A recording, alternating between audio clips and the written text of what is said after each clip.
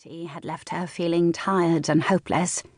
If she hadn't been destitute, she might have considered the offer to share a house with 3 friends, Serena Lombard, Honoria Keyes, and Lady Winifred Sedgwick, all teachers from her now-defunct school. Unfortunately, all Portia had to offer anyone was debt, and most of it not even hers. But to the dunning agents who dogged her day and night, it hadn't mattered that Evo had generated the mountain of bills without her knowledge.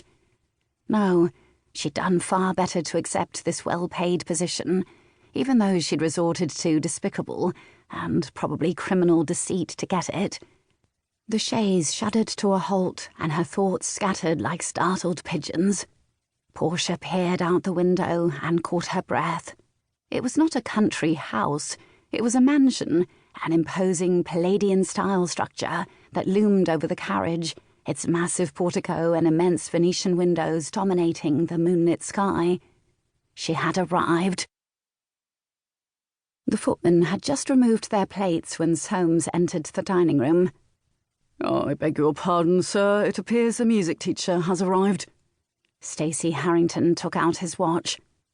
"It's quite late, and no doubt he's exhausted after his long journey. I'll wait until morning to speak to him, show him to his chambers and have cook send up a tray." His aged butler did not move. "Is there something else, Holmes?" "Well, yes, what is it?" "Well, the thing is, sir, it's not Signore Stefani."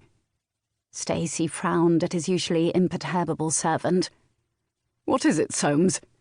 "It's Signora Stefani," Soames blurted. "Very well, so he brought his wife with him. I wish he'd let us know, but tonight they can stay in the rooms you have prepared, and tomorrow we can move them to a larger apartment." Soames cleared his throat. It is only Signora Stefani." His Aunt Frances, who'd been inching closer to the edge of her seat with each new piece of information, could no longer contain herself. "What on earth does he mean, Stacy?" she asked, rattled enough to call him by his childhood pet name in front of a servant. Stacy didn't mind the slip. In fact, he preferred Stacy to Eustace, which he'd always thought sounded like an undertaker's name. He turned from his aunt to his hovering servant. "My aunt wishes to know what on earth you mean, Soames." The butler's parchment-like skin flushed. "It appears Signore Stefani is... well, he is dead, sir." His aunt gasped, and Stacy sat back in his chair. "Are you telling me there is a dead body in the carriage, Soames?" "Oh, no, sir, no." Soames stopped and stared a point somewhere beyond Stacy's left shoulder, blinking owlishly. His brow creased and he fingered his long chin. "At least..." "Well," Stacy prodded when it seemed the ancient man had calcified. "I understand she is alone in the carriage, sir. No maid or, body." He glanced down at his hand. "She brought this with her and claims she's here for the music position."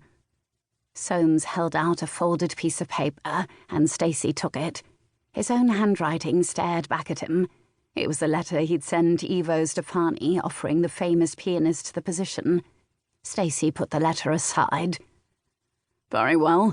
Show Signora Stefani to her room, have cook send up a tray, and tell her I shall speak to her tomorrow." "Very good, sir." His aunt waited until the agitated butler left before speaking. "Well..." Stacy was amused by how much meaning she put into the single word.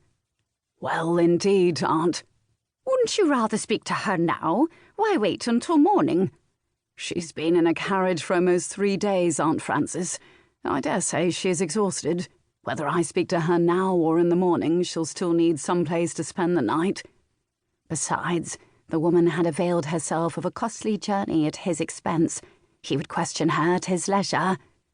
"But why has she come, my dear?" "You heard Soames, Aunt. She's come to teach." "Was there any mention of this in the correspondence you exchanged?" "Not a word." "Can she really expect you to offer her the position after she deceived you?" She stopped, her brow wrinkling. "Unless... do you think it possible the hiring agency deceived you?" "Someone certainly has." His aunt pursed her lips. "You must..."